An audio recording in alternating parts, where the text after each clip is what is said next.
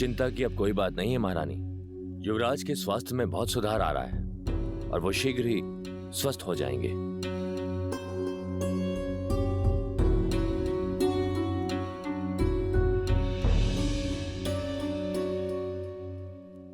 ये क्या राक्षस राज, आप तो बड़े शीघ्र थक गए। मेरे प्रभु श्री राम ने तो अपना तुनीर ठीक से टटोला भी नहीं। मौन रहो मरकट, बहुत हुई चाटुकारिता। अब देखो मेरे बाण कैसे तुम्हारा, तुम्हारे राम का और तुम्हारी वानर सेना का अंत करते हैं।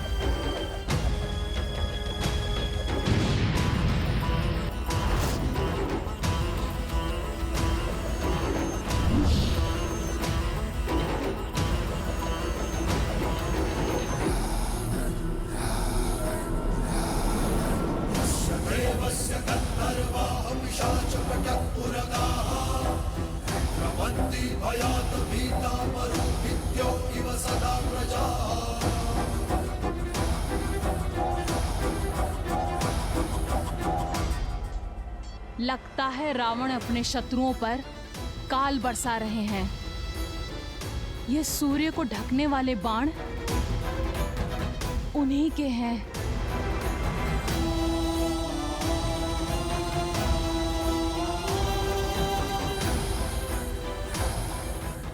ये अंधकार लंकेश के बाणों का नहीं, उनके अहंकार का है, जो शीघ्र ही लंका को घेर लेगा।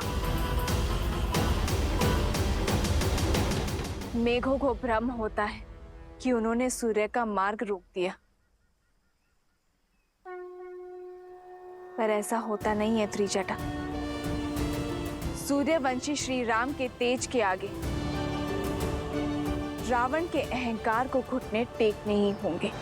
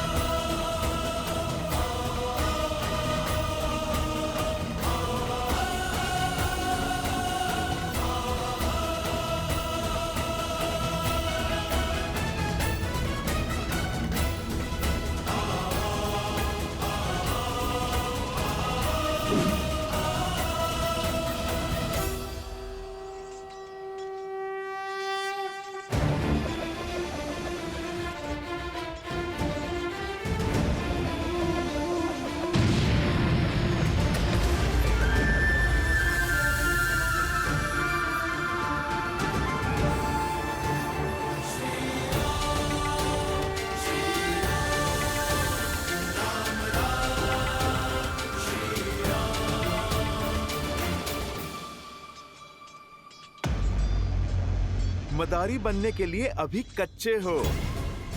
तुम तो अपनी माया को कुछ क्षण तक भी नहीं टिका पाए।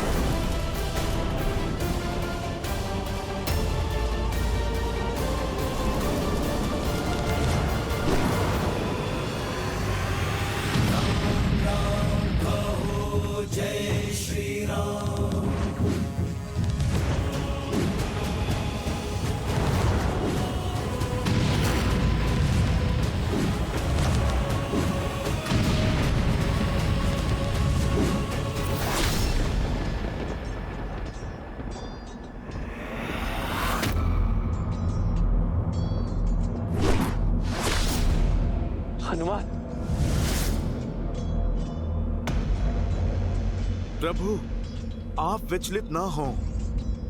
आपका रथ नहीं डगमगाएगा।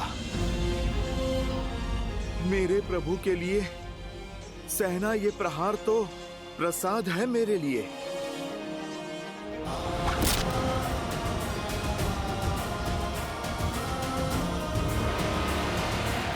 सावधान दशानन! निहत्थे पर प्रहार करके ही क्या 10 लोगों का राज पाया है तुमने? ये तुम्हारी भूल है राम। ये युद्ध भूमि है राम, यहाँ पर प्रहार कहीं से भी हो सकता है। योद्धा को शत्रु के प्रहार के लिए सज्ज होना चाहिए और परास्त होने के लिए भी। पीड़ा का आभास तो अब तुम्हें होगा लंकेश। मैं दशरथ नंदन रघुवंशी वशिष्ठ और विश्वामित्र का शिष्य राम अपनी सेना के साथ काल बनकर टूटूंगा। तुम्हारा और तुम्हारे सभी अधर्मी पुत्रों का, तुम्हारे मित्रों और तुम्हारे समस्त कुल का सर्वनाश करूंगा।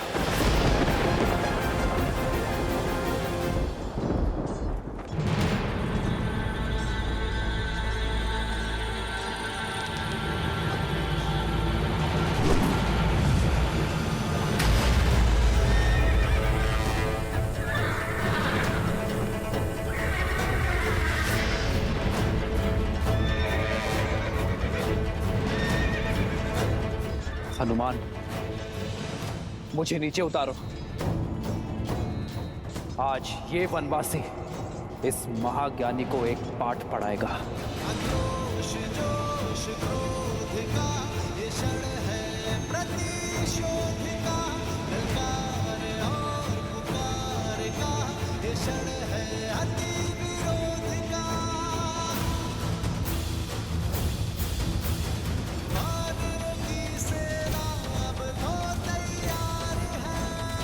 जय श्री राम।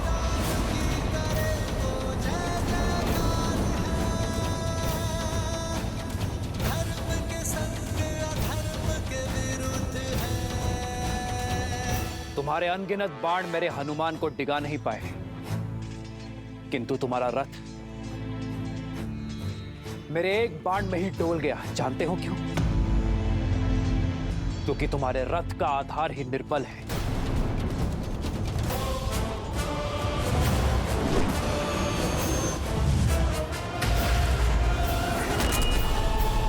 जानते हो एक राजा का रथ क्या सिखाता है? एक राजा के रथ का आधार होता है धर्म,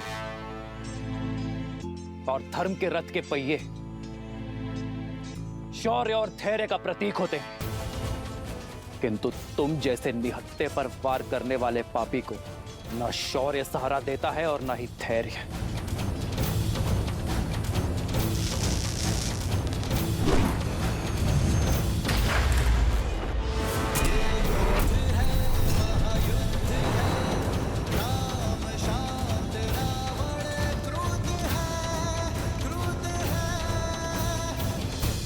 धर्म के प्रति विश्वास को दर्शाता है रथ का सारथी। बल और विवेक होते हैं रथ के अश्व, जिनके सहारे एक राजा का रथ आगे बढ़ता है। पर एक अधर्मी के पास वो शेष नहीं बचते।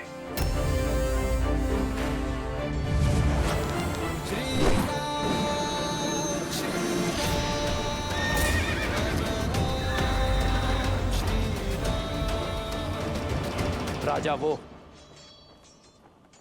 जो देश की माटी, देश के हित में सोचे, जो एकता और अखंडता की डोरी बनकर अपने देशवासियों को जोड़े, उनकी रक्षा करे। किंतु तुमने तो अपने हठ और अभिमान में देश की माटी पर अपने राज्य पर आक्रमणकारियों को निमंत्रित किया, अपनी प्रजा को भ्रमित किया। उनके विनाश का कारण भी तुम ही होगे। अपने बल का दुरुपयोग किया, विवेक का उपयोग तो किया ही नहीं। इसलिए आज ये रथ रत्ती भर भी आगे नहीं बढ़ेगा।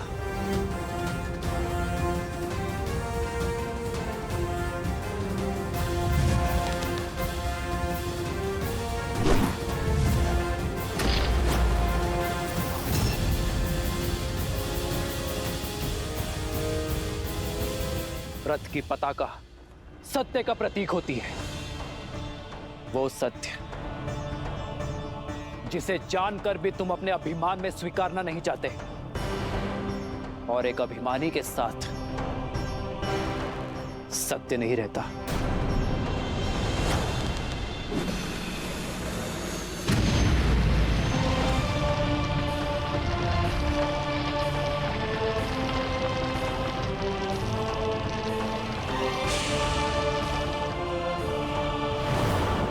ध्वज राजा का इष्ट और पूर्वजों का आशीष होता है, किंतु जो अपने माता पिता की अवहेलना करे, अपने पूर्वजों की प्रतिष्ठा का मान मिट्टी में मिलाए, उसके साथ उसके पूर्वजों का आशीर्वाद नहीं रहता। फिर चाहे वो 10 सिरों का स्वामी ही क्यों ना हो।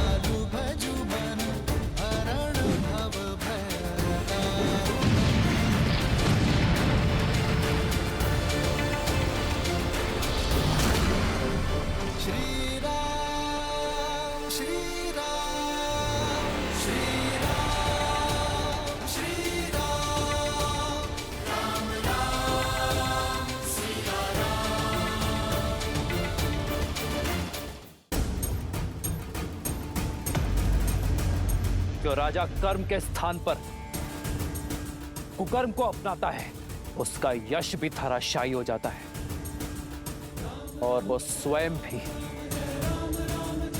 धरातल पर आ गिरता है। लंकेश, तुमने पूछा था ना कि प्रभु श्री राम अपनी पत्नी को कैसे पाएंगे। अब आशा है कि तुम्हारी हर एक शंका मिट गई होगी। तुमने हर उत्तर पा लिया होगा। उत्तर तो मैं दूंगा, जिसका प्रति उत्तर ना तुम दे पाओगे और ना तुम्हारा राम। चंद्रहास।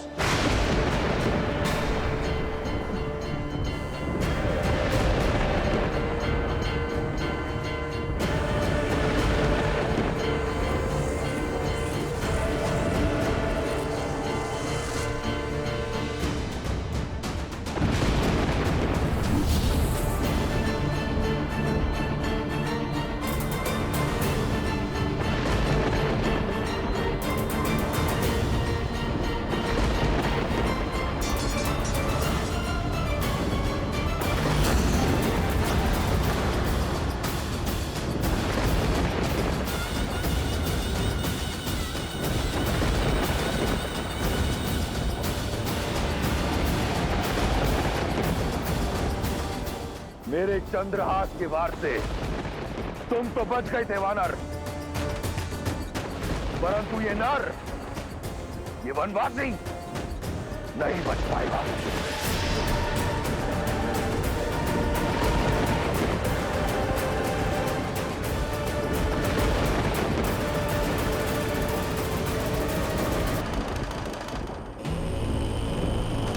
प्रभु श्री राम भी हनुमान की ही भांति महादेव के दिए इस अस्त्र के आदर में शस्त्र नहीं उठाएंगे।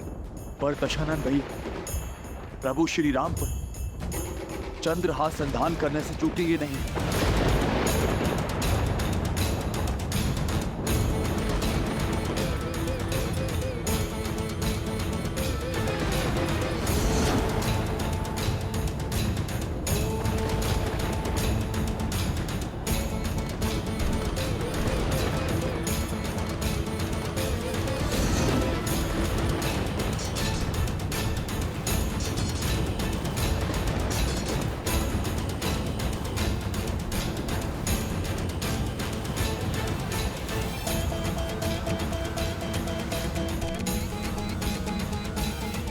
अब क्या होगा प्रभु? ये कैसी विचित्र दुविधा है?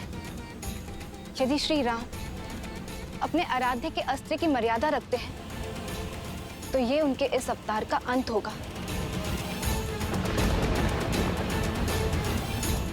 और यदि वो चंद्रहास को रोकते हैं तो अपने आराध्य के अस्त्र का अपमान करने का कलंक पाएंगे।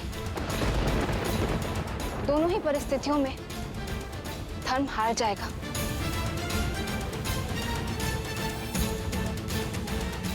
आपका चिंतित होना स्वाभाविक है देवी, किंतु आपकी इस चिंता का निवारण केवल प्रभु श्री राम ही कर सकते हैं। क्योंकि यदि चयन सरल होता तो वो श्री राम का नहीं होता।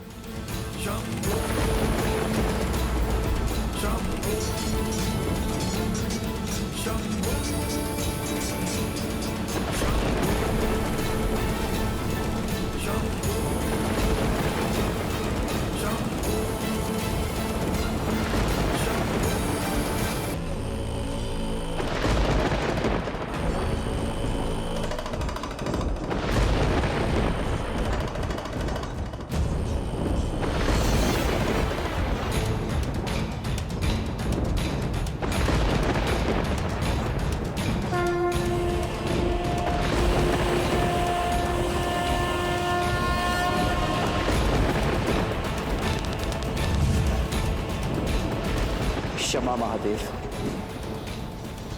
अपने शीश पर अपने आराध्य के अपमान का कलंक स्वीकार होगा मुझे,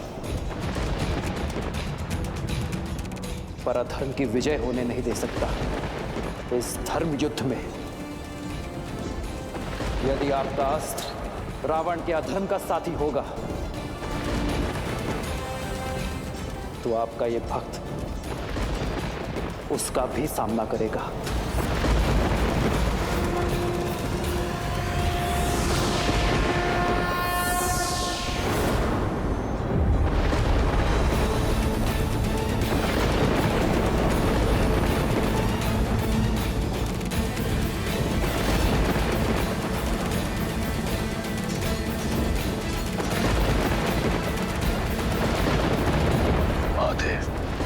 चंद्रहास कहाँ गया?